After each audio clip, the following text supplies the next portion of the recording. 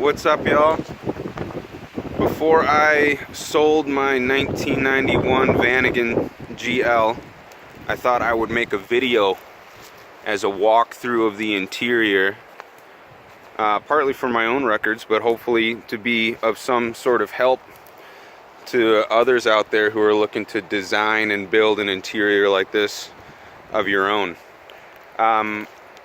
The interior build that we did was as ideal as we could figure out for long-term camping.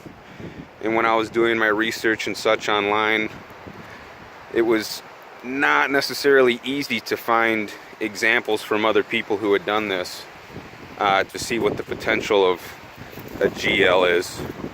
You can't stand up in it, obviously, like a Westfalia, but you can still be quite cozy in here. What we built in the doorway is a little kitchen tower. That way you can stand up outside and cook if you want, and leave a little bit more space against the back wall for storage and for a countertop. First thing I'll say is, if you're going to build a doorway kitchen like this, don't get a Coleman stove. One of the things I found out was that there is no such thing as a hose attachment that will allow this this stem to go out of the way. So unfortunately, I got to keep my door open when I'm cooking, but you can find other stoves out there that have hose attachments that you can run the propane maybe behind the seat or something like that. This is a pretty simple setup. This one we ended up buying the hardware for and the lumber, but I'm sure you could recycle your wood. We built a little dry food storage up top, tall enough to fit bottles and cans and such. Pull out cutting board. Little storage box here for vegetables and blah blah blah. Down low is a bit taller so that we could fit this this little cabinet in here, which was a thrifted item, holds all the utensils. You're able to get down here into the cups and the bowls. There's the coffee, and because it's so much taller, you can fit a lot of these dry food containers, which is nice. Those are just recycled supplement bottles with rice and lentils and things like that in there. On the outside of it, just put a couple hangers up to hang the cast irons. Looks nice, works fine. Got the guard dog here, doubles as the bottle opener. And then on the other side, had a buddy of mine recycle some sheet metal and rebar and put together a little spice rack for us. Behind the seat, there's enough storage to put extra bottles, cans, propane tanks, oils, so on and so forth above the battery. Right in the center here is a center console we made at the same time with the rest of the wood.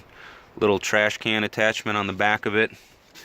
Make sure you leave yourself some space so you can fit your Nalgene's or hydro flasks or coffee cups or whatever else. Plenty of space inside there. We even got a little somewhat secret drawer, ibuprofen down there, medicine cabinet kind of thing. This side of the car, of the van, is the most recent addition. Countertop, storage area. Down low, I'm keeping all of my extra kitchen things, pots, pans, mocha can, or whatever you call it. Extra cutting board and cups and bowls. Little bookshelf going on. Inside here's got all of the bathroom things and whatever else you need. Clothing storage. If I could go back and take this apart, which I could, but I won't at this point, I'd probably bring this wall here over the other extra couple of inches so I had more storage for clothes. But that's alright, because you got plenty of storage underneath the seat here when the bed is out. And I keep all my extra clothes down here. Extra whatever is over in that container. Pretty simple. It's really nice having the extra countertop over here in case you're cooking up vegetables. You use it as a little coffee nook, computer table, when the seat goes up from the bed position, it still fits perfectly. This countertop doesn't interfere at all. And then from that side of the van, you're able to sit up and have a little computer space or coffee nook still right within reach. Basket up top is detachable. That way I can get it out of the way in case I need more space. It's just hooked up with bungee cords. Right now it's keeping a whole bunch of groceries. And even up here on top, that's just a bungee kind of basket or netting or whatever you would call it from a motorsports store that you would put on a motorcycle. Hooks in quite nicely up top and provides a little extra storage up there. No running water with a pump or anything.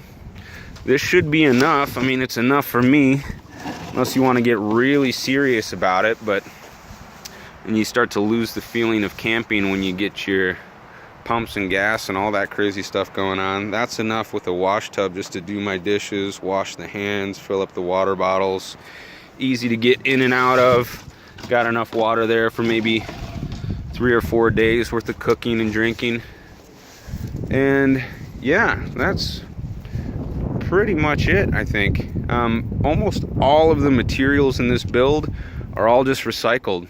That thing in the back was a big bookshelf that I ended up just buying for 20 bucks and chopping all up and fitting. Really the only thing we bought outside of a thrift store was just some hardware from Ace Hardware.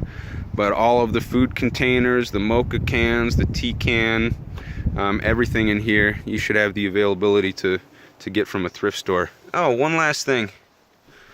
Up here, pretty cool idea in my opinion, hanging the axe on these S hooks from the oh shit handles or whatever you call them up top. I got some stringed up Christmas lights. They're just little LED lights that run off of AA batteries from Kmart. Nothing fancy. Got some running up over here. Makes it a little bit cozier and doesn't break the wallet. So good luck with whatever it is that you're going to build out there. Hopefully this can be of some sort of inspiration. And make sure you measure twice, cut once, and pass the information and the love along to the rest of the VW community. Have a good one. Thanks.